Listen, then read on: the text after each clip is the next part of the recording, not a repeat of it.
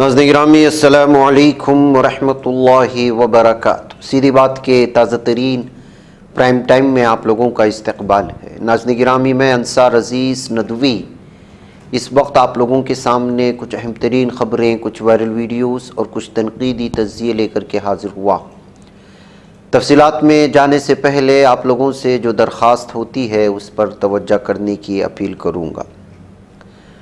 नाज़रीन गिरामी, सबसे पहले नफ़रतों का माहौल जो भारत में पैदा हो रहा है, आए दिन मुख्तलिफ़ इलाक़ों में किस तरह से धार्मिक या रिलीजियस या हिंदुत्वा जलसा व जुलूस के नाम पर जमा करके लोगों को मुसलमानों के ख़िलाफ़ भड़काने की जो कोशिशें हो रही हैं उसमें लगातार इजाफ़ा हो रहा है, जिस पर हमारी नज़रें नहीं जा रही हैं।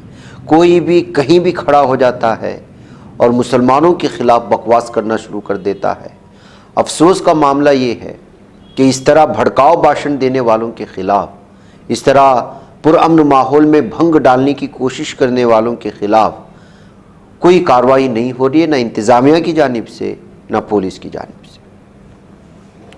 अब देखिए, राजस्थान के बारमर में समरसता यात्रा के नाम पर एक प्रोग्राम का इनेकाद किया गया, जिसमें हिंदुत्वा ज़हनियत रखने वाला एक मुतासिब और नफ़रतबाज शख्स ने ये दावा करने की कोशिश की कि 5 लाख से ज़्यादा मौलवी या मौलाना वो जो है इंडिया को इस्लामिक नेशन बनाने की कोशिश कर रहे हैं, इस पर काम कर रहे हैं और वो मुसलमानों को जिहाद करने की तलक़ीन कर रहे हैं मदरसों के रास्ते से। और उसने ये भी कहते हुए यहाँ के हिंदुओं को भड़काने की कोशिश की कि जो हिंदुओं की प्रॉपर्टीज़ पर कब्ज़ा करने की कोशिश कर रहे हैं। ज़मीनी सतह पर, मकामी सतह पर इनके ये लीडरान जो इस वक्त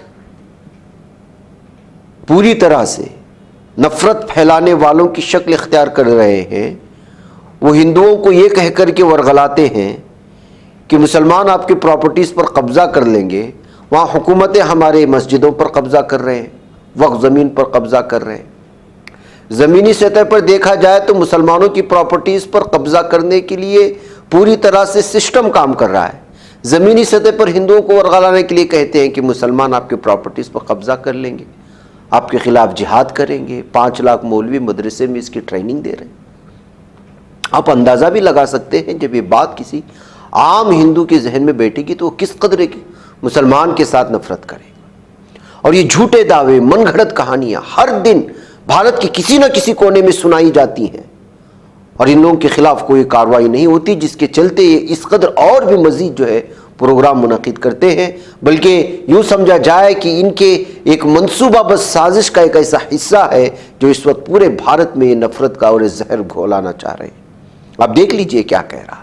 5 लाख मुल्ले मौलवी प्रचारक इस देश में घूम रहे हैं, यहां बारमेर में भी हैं। ऊंचा पायजामा पहनते हैं, दाढ़ी रखते हैं और टोपी रखते हैं। 5 लाख मुल्ले मौलवी प्रचारक, उनका एक ही ध्येय है, इस भारत भूमि को दारुल हर्ब से दारुल इस्लाम में कन्वर्ट करना। पैगंबर जिसका आदर्श है, कुरान जिसका ध्येय है, जिहाद जिसकी कार्यप्रणाली है, मुसलमान जिनके सैनिक हैं, मदरसे जिनके प्रशिक्षण केंद्र हैं, गैर मुस्लिम राष्ट्र जिनकी युद्ध भूमि है, दारुल हर्ब से दारुल इस्लाम में कन्वर्ट करना जिनका एकमात्र ध्येय है। इस प्रकार के ध्येय को लेकर पूरे देश में उनका एक ही ध्येय है कि इस मातृभूमि को, इस पवित्र भूमि को दारुल हर्ब से दारुल इस्लाम में कन्वर्ट करना है। इसलिए महाराज जी ने कहा, मंगनपुरी जी महाराज ने कहा, हिंदुओं घर में हथियार रखो, तलवार रखो, क्योंकि किसी भी समय हमको और हथियारों को, लट्ठों को, डंडों को बाहर निकालना पड़ सकता है।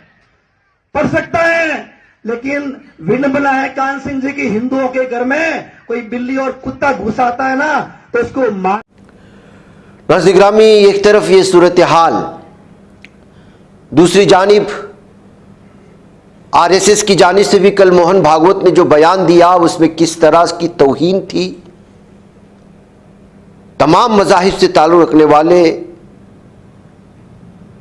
मुजाहिदीन आज़ादी की। अब जाहिर सी बात है कि कांग्रेस इसको जो है पूरी तरह से उल्टे हाथ ले रही है, इसको भरपूर जवाब देने की कोशिश हो रही है, बल्कि हर एक को देना चाहिए। 1947 के बाद और अंग्रेज़ों से आज़ादी हासिल करने के लिए क्या कुछ कुर्बानियाँ दी गई हैं, ये वो लोग नहीं जान सकते जिन लोगों ने जो है अंग्रेज़ों के तलवे चाट रहे थे आज़ादी के मौके पर या जंग आज़ादी के मौके पर। तो ऐसी सूरत हाल में राहुल गांधी ने और दीगर लीडरान ने जो है आज पूरी तरह से मोहन भागवत के इस मुतनाज़ा बयान का जहां जवाब दिया है, वहीं पर महाराष्ट्र में किस तरह से खिलवाड़ किया गया और इलेक्शन कमीशन किस तरह से इस वक्त जो एक तरफा हो चुका है, इस पर भी जो है संजीदगी से जाहिर करने की कोशिश की है। आज कांग्रेस के नए भवन के इफ्तिताह के मौके पर जो बयानात जारी हुए हैं राहुल गांधी की जानिब से, आप इसको यहाँ सुन सकते हैं। अंग्रेजी में है लेकिन आसान है, आप लोग बेहतर अंदाज में समझ पाएंगे। Mohan Bhagwat has the audacity to inform the nation every 2 or 3 days what he thinks about the independence movement, what he thinks about the constitution. In fact, what he has said yesterday is treason, because it is stating that the constitution is invalid. It is stating that everything, the fight against the British was invalid, and he has the audacity to say this publicly. In any other country, he would be arrested and tried. That is the fact, right?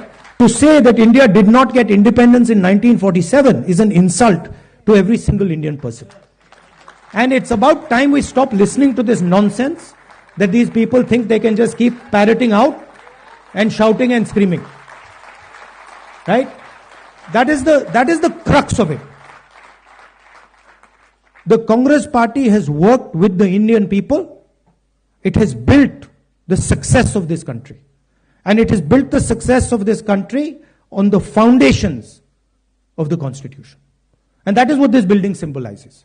You please go inside this building and you will see the depth of talent. You will see how deeply the Congress party has entered the soul of India. The BJP and the RSS have captured every single institution of our country. We are now fighting the BJP, the RSS, and the Indian state itself.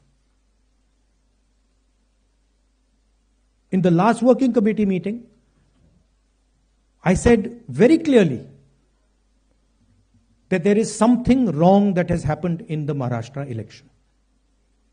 I said clearly that we are not comfortable with the way the Election Commission is holding elections.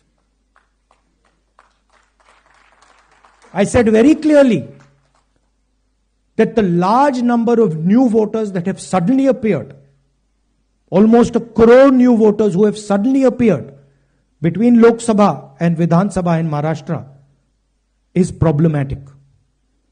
And I put a challenge clearly in front of the Election Commission. And I said clearly to the Election Commission, through that meeting, that it is your duty to make the voter list transparent to the opposition. We said clearly we want to see the voters, the names of the voters who voted in the Lok Sabha election in Maharashtra, and we want to see the name of the voters who voted, names and addresses of the voters who voted in the Vidhan Sabha election. If they were to give us that data, the problem would be solved. Because we would know for sure whether there is a problem in Maharashtra or not. But I would like to state to this meeting that the Election Commission has refused to give us that information. Now I want to ask you, why would the Election Commission refuse to give us voter lists of the Maharashtra election? What purpose is served by not giving us and the rest of the opposition the voter list of the Maharashtra Lok Sabha and Vidhan Sabha elections. Why will it damage the Election Commission to give us this list? And why are they not giving us this list? It is the duty of the Election Commission to provide transparency in elections.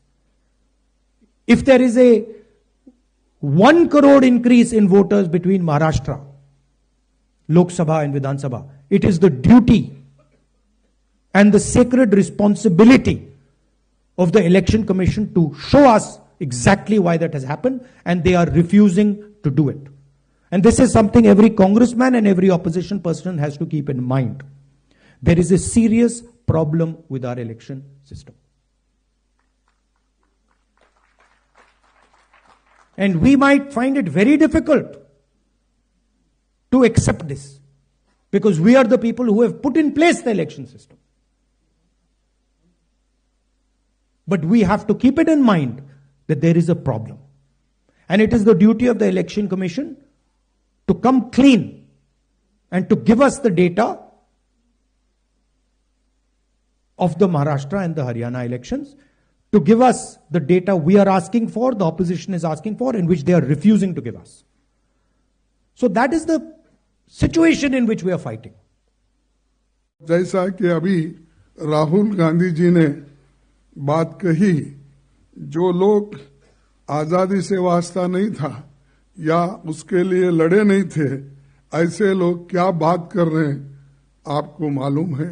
आज ही मैं paper में पढ़ा कि जो RSS के मुख्य है भागवत, उन्होंने अपना मुंह खोला और ये कहा कि रियल आजादी मिली जब राम मंदिर बना और उसका उद्घाटन किया। तो सहज है कि मोदी और उन्होंने मिलके उसका उद्घाटन किए थे, इसलिए मोदी जी को आजादी मिली वो 2014 में, वो समझते हैं, क्योंकि 2014 में वो प्राइम मिनिस्टर बने।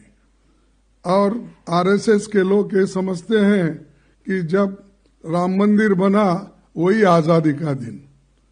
ये शर्म की बात है कि हमारे को आजादी मिली, आपको मालूम है, सबको मालूम है, 1947 में, और मुझे आजादी मिली 1948 में हैदराबाद में। तो आजादी मिलने के बाद भी अभी उसको वो स्वीकार नहीं कर रहे, तो इसका मतलब ये है क्योंकि उनको कोई दर्द नहीं, कभी लड़े नहीं, कभी जेल में नहीं गए, इसीलिए वो उनको याद नहीं रहता। हमको याद इसलिए है कि हमारे लोग आजादी के लिए मरे हैं, आजादी के लिए ठोकरें खाए हैं, घर छोड़े हैं, इसीलिए हमको याद है, उनको याद नहीं है। इसीलिए मुझे ये कहना पड़ता है कि उनका जो स्टेटमेंट है उसको मैं कंडम करता हूं, और ऐसी स्टेटमेंट अगर वो देते गए तो हिंदुस्तान में फिरना बड़ा मुश्किल उनको हो जाएगा। नाज़रीन, एक वीडियो आज वायरल हो रही है खातून की, जिसका नाम बताया जा रहा है गजाला सलमानी। ये उत्तराखंड के नैनीताल जिले के हल्द्वानी में एक इलाका आता है गांधीनगर, लाइन नंबर 13, वहां की मुकीम है। और ये अपने वीडियो में दावा कर रही है कि उनके घर वाले उसकी बलि चढ़ा देंगे, क्योंकि वो ये समझते हैं कि उसकी बलि चढ़ाएंगे तो उनका सारी जो घर की परेशानियां हैं वो दूर हो जाएंगी। उसको घर में नज़रबंद कर दिया गया है, रोज़ाना सुबह शाम उसके साथ मारपीट होती है, कहीं आने जाने नहीं दिया जा रहा है। ऐसी सूरत हाल में उत्तराखंड के नैनीताल ज़िले से ताल्लुक़ रखने वाले लोगों को इस जानिब तवज्जो करना चाहिए। गजाला सलमानी ने अपने जिस तरह से बली और इस तरह का लक़ब इस्तेमाल किया गया, ऐसा लगता है कि गैर मुस्लिमों के हाथों फंस गई है या कोई भी मामला हो सकता है। उसने तफसीलात तो नहीं बयान की है, लेकिन मामला कुछ इसी तरफ इशारा कर रहा है। इसलिए जो है इस खातून की इस वीडियो को सुनने के बाद वहाँ के मकामी ज़िम्मेदार अहबाब को जो इस जानिब तवज्जो करने की ज़रूरत है। शायद उनकी कोशिशों से जो है इस औरत की जान बच जाए। नाज़रीन गिरामी, भारत का इस वक्त का सबसे बड़ा मसला यह है कि बेरोजगारी। आज अगर जराइम बढ़ रहे हैं तो वजह उसकी बेरोजगारी है। अगर आपको कोई कॉल आता है और कहता है कि आप फलां करो, OTP भेज दो, आपके खिलाफ ये हो रहा है वो रहा है, वो कोई गैर पढ़े लिखे लोग नहीं कर रहे हैं, वो बहुत ही आला तालीम याफ्ता लोग इस वक्त आपको लूट रहे हैं फोन के जरिए से हो। वजह उसकी सबसे बड़ी जो मानी जा रही है वो बेरोजगारी है। अब चाय बेचने वाला एक शख्स इंस्टाग्राम में वीडियोस बना बना करके खरबोपति बन गया है और 14, 15, 16 साल जिसने जो है डिग्री हासिल करने के लिए सुबह से शाम तक पढ़ा रहा, वालिदैन के रुपए खर्च कर डाले। किसान का बेटा है तो उसकी पढ़ाई के लिए किसान ने जमीन तक बेच डाली। मजदूर है तो न जाने सुबह शाम कितनी मेहनतें की, बेटियों को आला तालीम दी और तमाम चीजें, लेकिन उनके पास नौकरियां ना होने की वजह से वो इस वक्त धक्के भी खा रहे हैं, हुकूमत के खिलाफ एहतिजाज भी कर रहे हैं, लेकिन इसके बावजूद उनके साथ इंसाफ नहीं हो रहा है। पुलिस की लाठी भी खा रहे हैं। ऐसे में एक और आसान धंधा हो जाता है, आप मजहबी गुरु बन जाओ। ये तमाम मज़ाहिब में है, मुसलमानों में है, हिंदुओं में है। अब ऐसी एक तस्वीर किसी ने जो है शेयर करते हुए दावा किया है कि IIT मुंबई से पास होने वाला एक नौजवान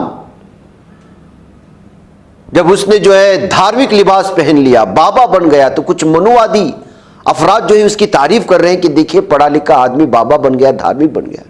लेकिन अंदरूनी कहानी यह है कि इसको जॉब ही नहीं मिला तो उसके पास दूसरा कोई रास्ता नहीं था, शायद ये कहते हुए कुछ लोगों ने इस वीडियो को शेयर किया और मनुवादी लोगों को जो है ये आईना दिखाने की कोशिशें की कि जो है आईना साफ करने से जो है अपना चेहरा पूरी तरह से खिलता नहीं है, चेहरा साफ करने की जरूरत है, तब आईना आपको सही चेहरा दिखाता है।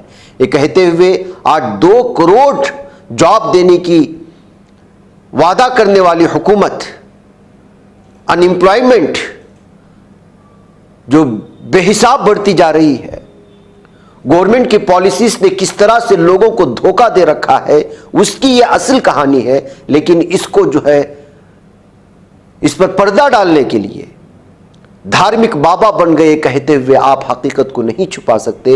एक प्रोपेगेंडा है कहते हुए इस पर तबसरे करने की कोशिशें हुई है जब से इस शख्स का जो इंटरव्यू वायरल होने लगा है। नाज़रीन गिरामी, महाकुंभ में सर्दी का कहर है। महाकुंभ जारी हुए 2-3 दिन हो गए, आप जानते हैं। इस वक्त वहां पर स्नान यानी गंगा में नहाने का धार्मिक जो उनका अकीदा है वो इस वक्त जा रहे हैं। लेकिन खबर ये आ रही है कि इस स्नान के लिए आए हुए 3 अफराद जाँ बहक हो गए हैं, 3000 से जायद अफराद बीमार हुए हैं। ऐसी सूरत हाल में क्या बीमारी ऐसी तो नहीं जो शदीद सर्दी की तबाहकारियों की वजह से है, या फिर कहीं ऐसा तो नहीं कि जो है वो एक दूसरे से जुड़ने वाली या चिमटने वाली बीमारी है? इस बात को लेकर के जो है तहकीक किए जाने की खबरें हैं। लेकिन ये खबर सामने साथ तो पा रही, इसमें करोड़ों लोग इस वक्त बड़े जोश खरोश से पूरी दुनिया के हिस्से से आए हुए हैं और कई साल बाद जो है महाकुंभ का ये इनेकाद हुआ है। ऐसी सूरत हाल में एक बहुत बड़ी तादाद जहाँ यहाँ जमा हुई है, ऐसी सूरत हाल में इस तरह के हादिसात पेश आना जो है वो मामूली बातें कहते हुए भी कुछ लोग जो है इस चीज़ को पेश करने की कोशिश की है। सुदर्शन सिंह भी अपने दोस्तों के साथ महाकुंभ में नहाने आए थे, लेकिन नहाने के बाद जब उनकी तबीयत ख़राब हुई तो उनके दोस्त ने उन्हें जब सेंट्रल अस्पताल झोसी के लिए ले गए तो हरकत कल्ब बंद होने की वजह से उनकी मौत होने की खबरें आ रही हैं।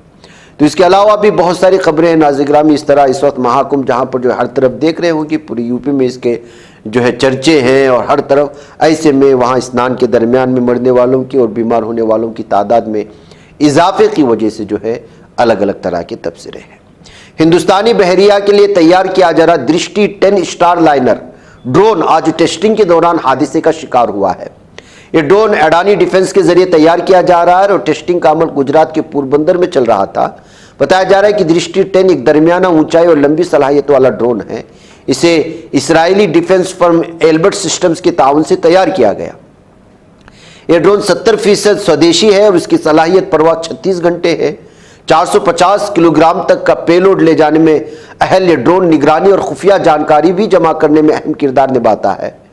अडानी डिफेंस एंड एयरोस्पेस के जरिए तैयार किए गए इस ड्रोन को बहरिया के सुपुर्द किए जाने से ऐन कबल टेस्टिंग के मकसद से उड़ाया जा रहा था, लेकिन ये क्रैश हो गया है। इस तरह की खबरें इस वक्त सामने आ रही हैं।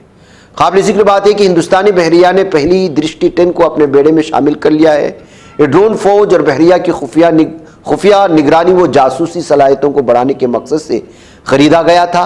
हर एक दृष्टि 10 ड्रोन की कीमत तकरीबन 145 करोड़ रुपए बताई जा रही है। यानी अगर आप एक ड्रोन क्रैश होता है तो मतलब उसका यह है कि 145 करोड़ रुपए तबाह हुए।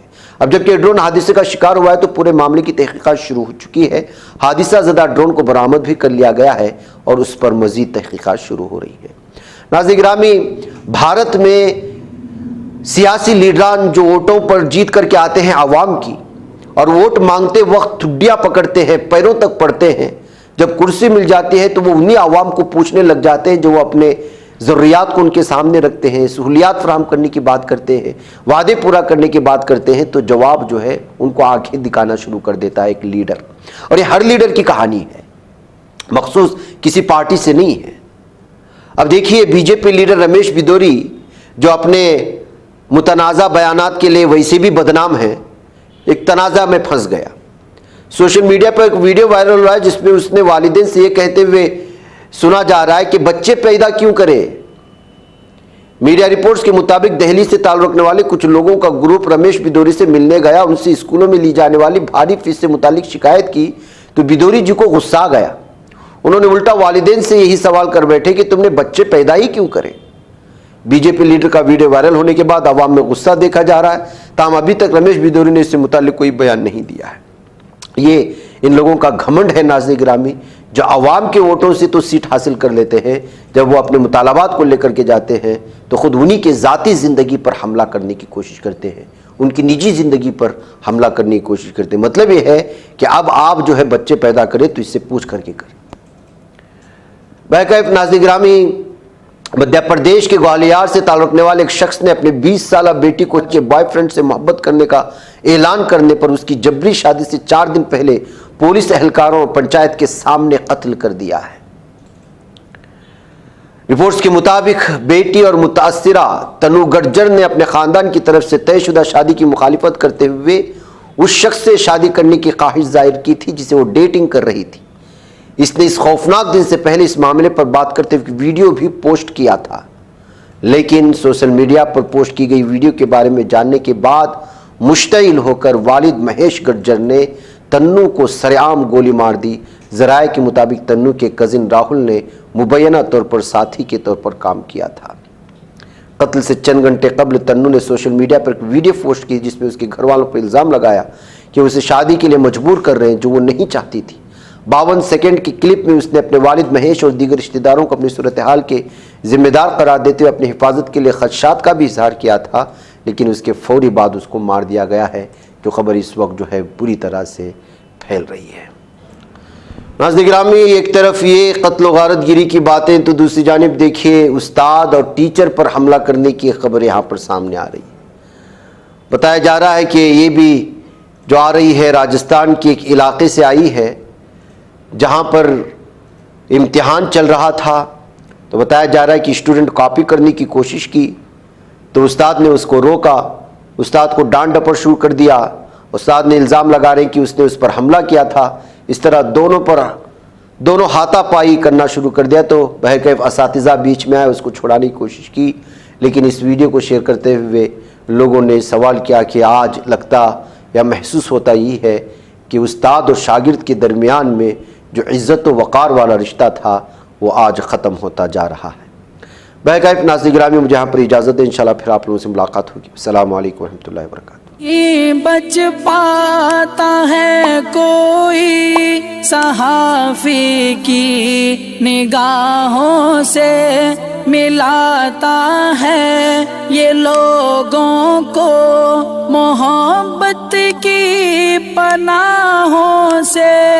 करम और दर्द मंदी का है एक संसार सीधी बात। अज़ीमत जुर्अतो हिम्मत का है इज़हार सीधी बात, अजीमत जुर्अतो हिम्मत का है इजहार सीधी बात। ये चैनल हक निगर बनकर कुचल देता है फितनों को,